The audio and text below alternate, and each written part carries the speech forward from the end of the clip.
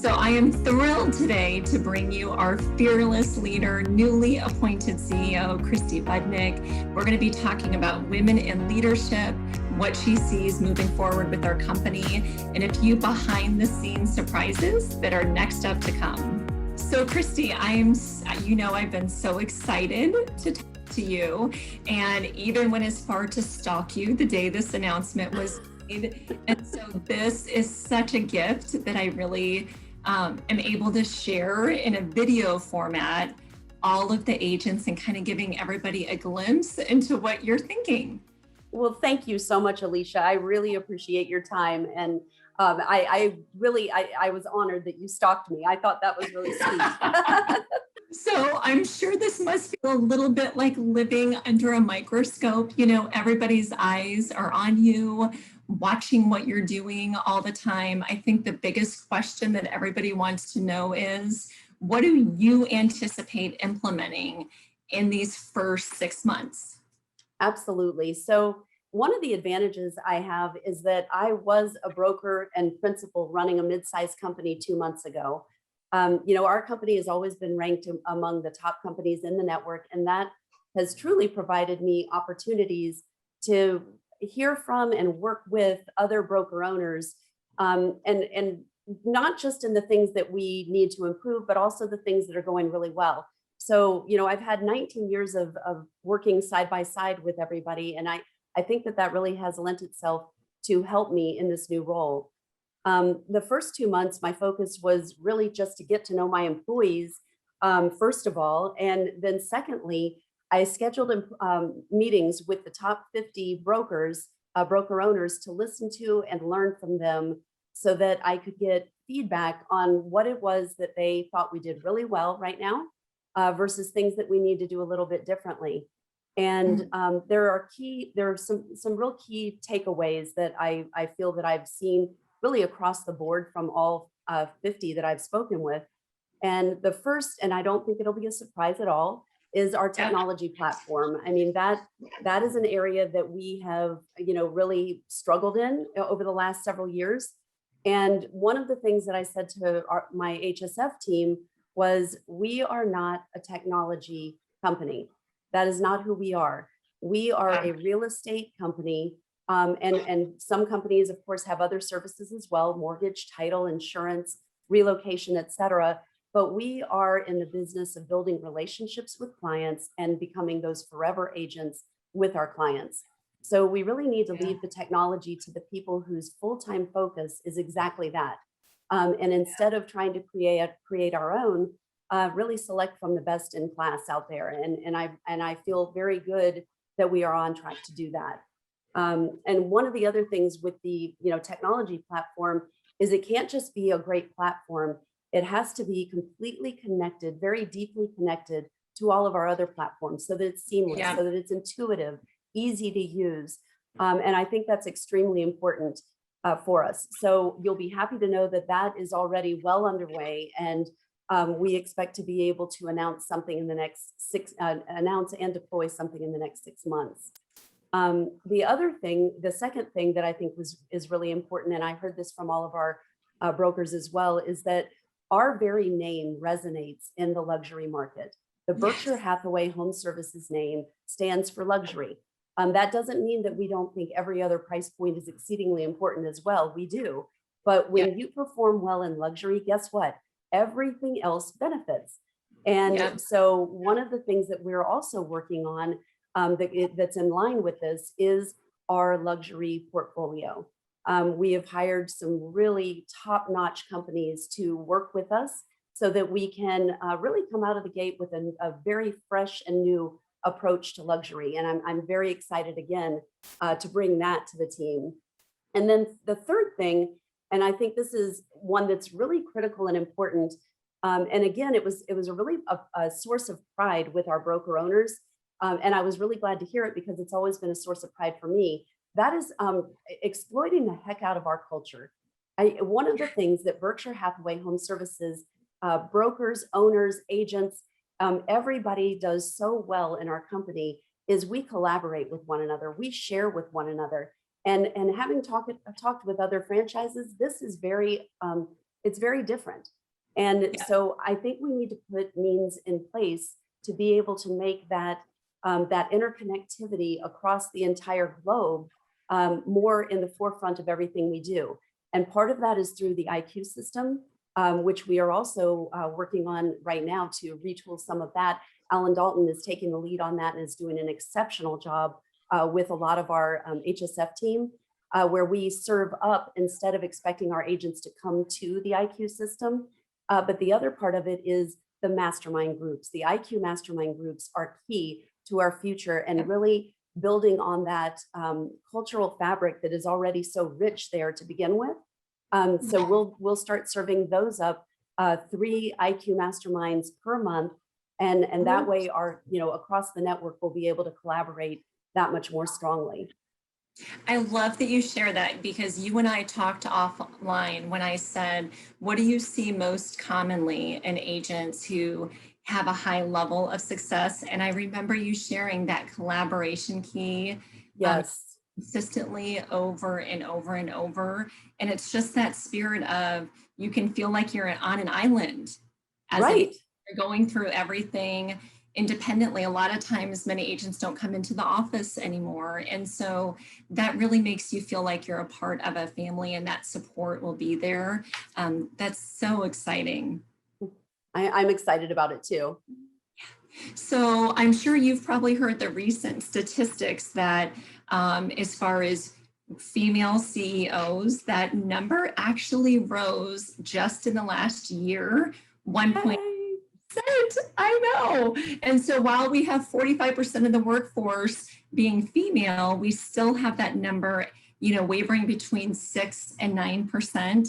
I'm sure it has to feel like such an honor, but a little bit of pressure for you, Christy. So what kind of messages do you feel like you want to send to women in leadership?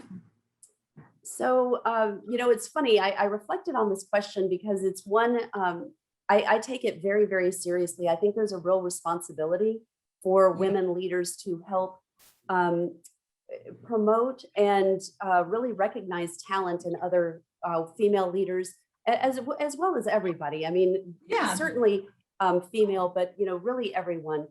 But I was really fortunate from a very young age. I had my mother, who was always, I always looked up to as a very strong businesswoman. And this was back in the 70s. So it's not when, it's not when women were typically known as strong businesswomen or strong business leaders. And so my mother, she was very well respected and admired in the business community. Even when she was in general real estate, it was something that, people just held her in very high regard. So my sister and I saw that from a very young age. She also instilled a very strong work ethic in my sister and me. And she made sure that we realized that there was no such thing as a glass ceiling, that anything that we could possibly dream of, that we could do it as long as we put our minds to it. So, after talking with many women over the years about their careers and leadership, there are a few themes that I've noticed, and I wanted to bring these to light because I don't know if it is a regional thing, but I actually wrote them down, and I think it's important to share. Some of the women that I've talked with that are seeking leadership positions have expressed really a fear of asking for the opportunity. It's almost to the point of, if I do a good job, it will be noticed and I'll be promoted, so I shouldn't have to ask for it. Well, my advice is, men ask for it, and we need to ask for it. We need to stand up and say, you know what, I am worthy. And if there's a project or an opportunity to lead a team, stand up and say, you know what, I'd love this opportunity, so that you can shine, and then you can ask for the next opportunity. Don't be afraid to ask. You have to perform, but don't be afraid to ask. And then secondly, speak up. When you have a good idea or solution, don't be afraid to share it. So I'll never forget when I worked in the banking world, and I had a great experience there. But there was one meeting, and it was really one of the things that made me go, you know what, I think I need to move on from here. I was sitting in a board meeting, and everybody was sharing ideas. But I was one of the few women in the room.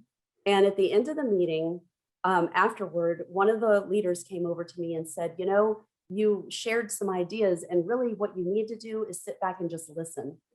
And I thought, oh, well, that's interesting. You know, everybody else was able to speak up. And that was honestly probably the only time I felt in my entire career where Wow. I was kind of being silenced because I was a woman. Wow. So speak up. That's really important. And if you're not with the organization that allows you to speak up and wants to hear your voice, you need to Yeah. find the right organization. Yes. The third is be yourself. Don't try to be anyone else. Most women leaders possess very different qualities than men. Celebrate those qualities, honor them, and honor who you are and the unique talent that you bring to the table. That's so good. And do you feel that little added extra pressure having your daughter and she's listening to you? And you know, you have your mom as this great role model, and we have Kate. So do you feel that even more passionately when you became a mom? I do. And it's funny, my daughter, she 100% believes that she can be anything that she wants to be. I mean, right now she's decided that she's a skateboarder. Yes. Last week it was a surfer. Yeah. And Yeah. you know, and the week before that it was tennis. And so, you know, she is just remarkable. And I look at the other young girls that she plays with, and it's so much fun to see them. They're going head to head with the boys. And Yes. it's just, you know, it's very different today than it was, you know, when I was growing up. Yeah, and I think we do forget that while that situation happened to you, Christy, where it was so vocal, oftentimes as women, we can feel the undercurrent of that. One of the things I have felt before is the temptation to minimize the importance of my family. And Yeah. no, that is one of the things that I would love for people to know about you, that you make your family a priority. And as women, and not just women, but as moms, we bring unique strengths. We We bring do. strengths that really can complement a lot of the male counterparts, and they work so well together. So I'm Absolutely. sharing those tips. Yeah, no, I completely agree with you there. And my family is my everything. I've been married to my husband for over 25 years, 26 years in October. And my daughter, Kate, who is 10 and a half, she's my why. Yes. Yeah, family is the best. Well, and you know this from us talking offline. Part of what really drew me to you was when the press release came out sharing that you had been chosen, your announcement was sharing Kate's picture where she said, we believe in you. We knew you could do it, mommy. On you go. And that spoke volumes without you even saying a word. So I appreciate you sharing that. Thank you. And as you know, we're in this climate right now where buyers substantially are feeling challenged. You know, I've had numerous buyers say, we're going to hit the pause button. We'll come back to this next year. Do you have any advice or any input to people who are still looking to purchase a home? Yeah, absolutely. And, you know, we do keep hearing about the low inventory market and, you know, days on market being so low, you know, multiple offers and many multiple offers. And there's one distinction that I'd really like to make sure we address, because as realtors, we need to be very careful with the language that we use.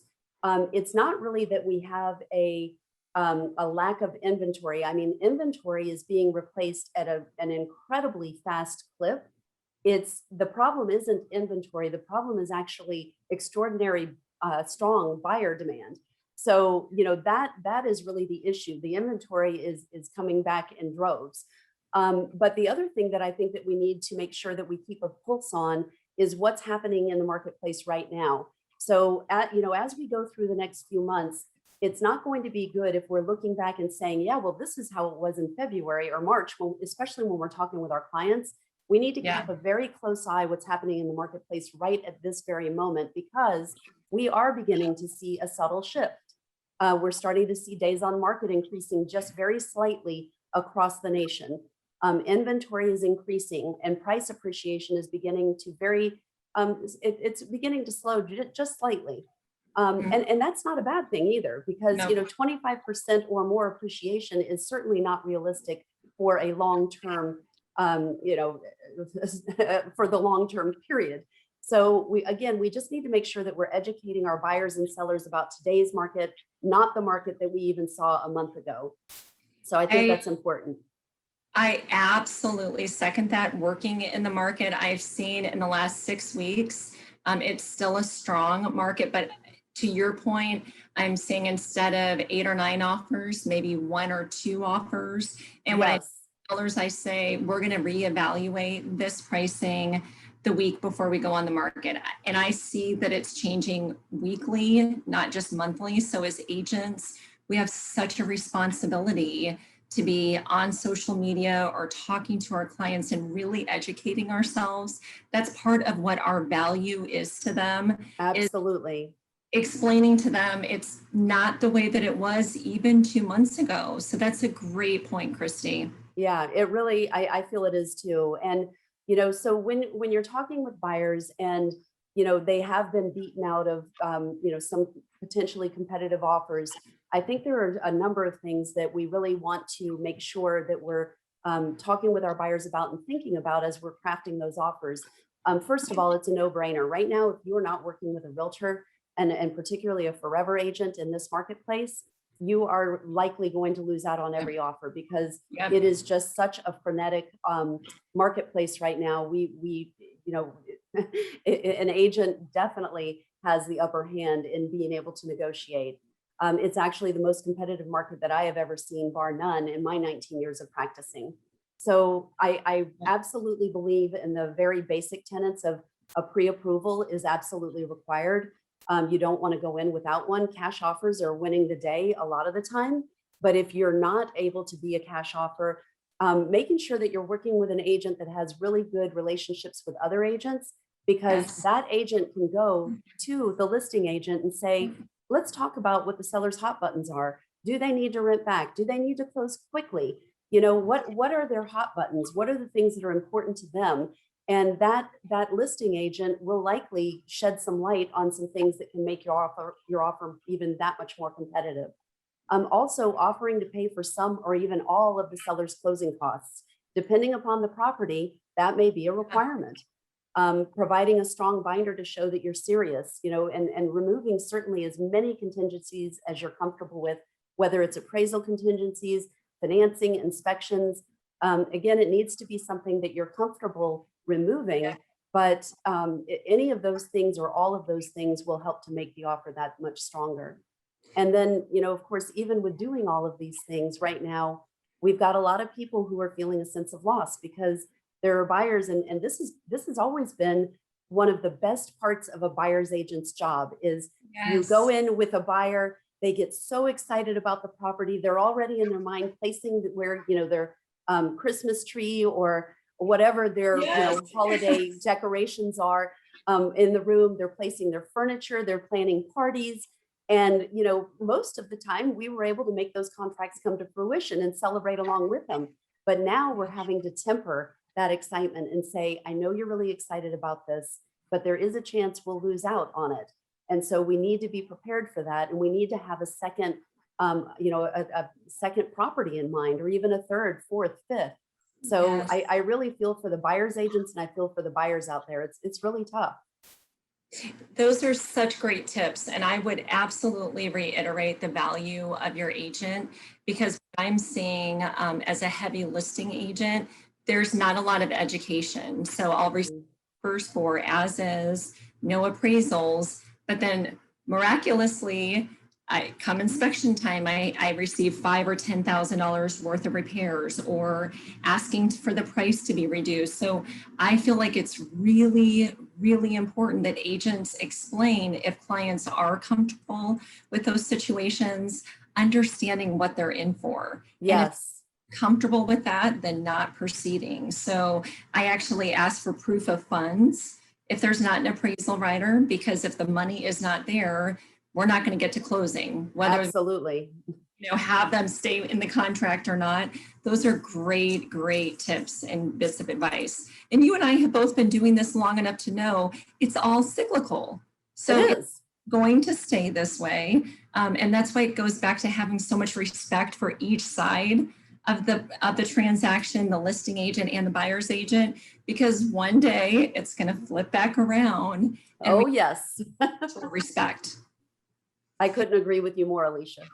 So I love seeing, I'm sure many people read the article that you and Gino both of you were talking and you were interviewed about the collaboration that you two have. For the people that haven't read that, I would love to hear how you feel like you two work as a team and what you see both of you implementing moving forward. Oh, absolutely. So as you know, Gino Glafari, he is our chairman of Berkshire Hathaway Home Services. And he and I have worked very, very closely together over the last 7 years. And I have the utmost respect for him and admire him so much. He's really been a very strong mentor to me. So the way that we work, it's funny. We're really in lockstep with one another. Matter of fact, this morning, we talk to one another at least once a day, typically 2 or 3 times. And this morning, I had an experience. He and we were both sent something. And I read it and I thought, ooh, I need to talk to Gino about it. 2 seconds later, my phone rings. He's like, Christy, did you see the thing? And I was like, oh my gosh, I was getting ready to call you about it. And I mean, we just work in such beautiful lockstep together. Yeah. I'm so excited to work with him and the home services team. I mean, the home services franchise team, for those of you that don't know that team, they are some of the most hardworking, dedicated, caring professionals, and they want to make our franchise shine. And it's one thing when you have a team that is okay. It's hard to get things done when you have a team that's okay. But when you have a team like our home services franchise team is, there isn't anything we can't accomplish. And I feel that from the core of my being. I'm so excited to work with them. And so working on things like the technology platform, marketing, our luxury approach, and also potentially adding another marketing platform that will make really our marketing much more seamless and easy to use and much more customizable. All of those things have been embraced by the HSF team in just the last 60 days that I've been working with them. They are charged up, they are excited. And here's the other thing. We are no longer going to roll something out until it is fully prepared and ready to be rolled out. I've talked with, like I said, the top 50 brokers, and I've shared with them that, and they are all like, thank you, please, please, please don't. So anything we roll out from now on, it will have a red bow attached to the top of it, or I should say Cabernet, what am I thinking? And it will have the complete implementation plan for success attached to it. So we're eager to begin doing things the right way and really serving our franchise network the way they deserve to be served. So I'd love for you to elaborate for the people that haven't read the article yet. I was really struck by your theme. So you were sharing an experience about being at convention, and I don't want to share your word because I don't want to take that away from you, but I would love for you to talk about that.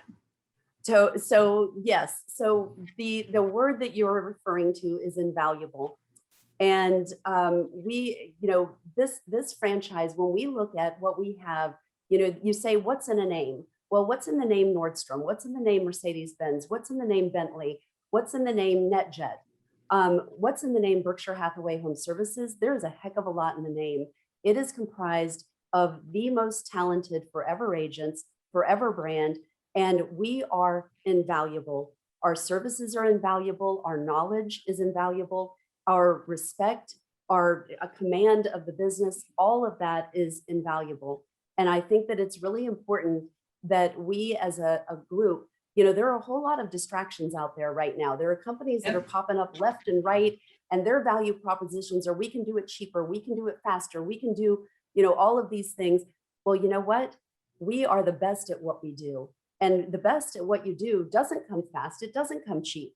And you know what? Consumers don't necessarily want a real estate transaction to come fast and to come cheap, because it is the most expensive and the largest investment that most of them will ever make. So we are invaluable, and we really need to remember that and bring that back to the core of our being.